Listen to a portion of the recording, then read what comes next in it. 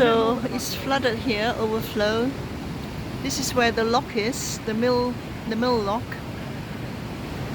Very fast currents from the river camp, and this is the lowest point. So basically another big downpour tonight, and it will overflow here from the Graduate Hotel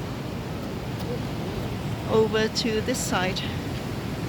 So this is the lower side of the Shepherd's Walk. So it's quite dangerous with the locks, the lock gates. Extremely fast currents, so nobody's hunting. It's too dangerous. Whoa. All the way to Darwin College. There's Darwin College down there. And the Granta Pub.